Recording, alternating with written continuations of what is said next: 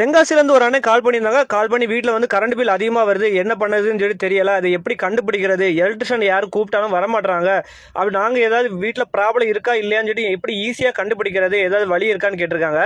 அது எப்படி ஈஸியாக கண்டுபிடிக்கலாம்னு பார்த்தீங்கன்னா, ஃபஸ்ட்டு வீட்டோட எல்லா சுவிட்சுமே ஆஃப் பண்ணிடுங்க. அதாவது பார்த்தீங்கன்னா சார்ஜர் பின் போட்டு சுவிட்ச் ஆனில் இருந்தாலுமே அதுவுமே ஆஃப் பண்ணிடுங்க. அதுவுமே வந்து மீட்டர் ரன் ஆகும். அப்படி எல்லாத்தையுமே ஆஃப் பண்ணிக்கிட்டு நீங்கள் வந்து மீட்டரை போய் பாருங்கள். அதில் வந்து லைட் நமக்கு பிளிங்காக எரியும் பார்த்தீங்களா, அந்த லைட் எரியுதான்னு ஃபஸ்ட்டு பாருங்கள். அது பார்த்தீங்கன்னா கொஞ்சம் நின்று தான் பார்க்க வேண்டிய வரும். ஏன்னா கொஞ்சம் சின்ன கரண்ட் போயிட்டு இருந்தாலும் டைம் எடுத்து தான் அந்த லைட் எரியும். அப்படி எரிதான்னு பாருங்க. சப்போஸ் அப்படி எரிஞ்சிச்சு அப்படின்னா பக்கத்தில் ஏதாவது மீட்டர் இருந்தால் அந்த மீட்டரை ஆஃப் பண்ணுங்க. அந்த மீட்டரை ஆஃப் பண்ண உடனே பார்த்தீங்கன்னா உங்கள் ரீடிங் ஆஃப் ஆகிட்டு அப்படின்னா அந்த மீட்டரில் என்ன ஏதோ ஒரு லைன் வந்து உங்கள் வீட்டில் வந்து லிங்க் ஆகிருக்கு. அதை வந்து நியூட்ரல் லிங்க் ஆனாலுமே அந்த மாதிரி மீட்டர் ஓடும். பழைய வீட்டு ஒயரிங்கில் எல்லாத்துலேயுமே பார்த்தீங்கன்னா நியூட்ரல் வந்து காமனாக தான் அடிச்சிருப்பாங்க. அதனால் பார்த்தீங்கன்னா மீட்டர் ஓடுறதுக்கு நிறையவே வாய்ப்பு இருக்குது. அடுத்த மெத்தட் பார்த்தீங்கன்னா வந்து மீட்டரில் பார்த்தீங்கன்னா ஆம்ஸ்ன்னு ஒன்று இருக்கும், ஏன் போட்டு ஒன்று இருக்கும். அதில் பார்த்தீங்கன்னா ரீடிங் எவ்வளோ இருக்குன்னு சொல்லிட்டு பார்க்கணும். அந்த ரீடிங்கை வச்சு நீங்கள் கண்டுபிடிக்கலாம். இது கொஞ்சம் ரிஸ்க்கான வேலை தான் வீட்டுக்காரங்களுக்கு. இருந்தாலும் சொல்கிறேன், தெரிஞ்சு வச்சுக்கோங்க. ஆனால் வந்து ஒரு எலக்ட்ரிஷனை வச்சு பார்க்கறது தான் ரொம்பவே நல்லது.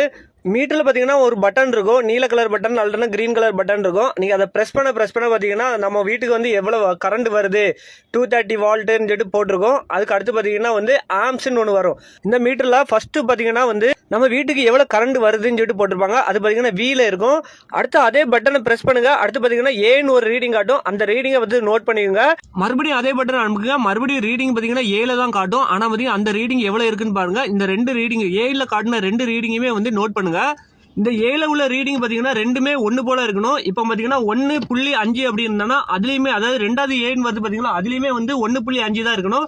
இல்லை ஒரு 7.5 வருதுன்னா அடுத்த இதுலேயுமே 7.5 இருக்கணும். ஒரு 5 பாயிண்ட் முன்ன பின்ன இருக்கலாம். ஆனால் வந்து அதிகமாக இருந்துச்சுன்னா உங்கள் வீட்டில் கண்டிப்பாக கம்ப்ளைண்ட் இருக்குன்னு அர்த்தம். நீங்கள் புதுசாக வீடு கட்டிட்டு இருந்தீங்க அப்படின்னா ஒரு வீடு இருக்குன்னா பிரச்சனை இல்லை, 2 வீடு இருக்குது 3 வீடு இருக்குது அப்படின்னா நியூட்ரல் வந்து காமன் படுத்தக்கூடாது.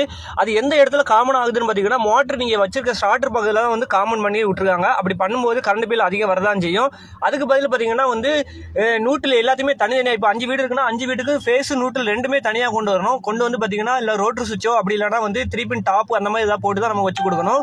அப்படி பண்ணால் மட்டும்தான் கரண்ட் பில் கம்மியாகும். அப்படி இல்லாட்டா அதிகமாக தான் வரும். உங்களுக்கு ஏதாவது டவுட் இருந்தால் நம்மளை கான்டாக்ட் பண்ணுங்கள்.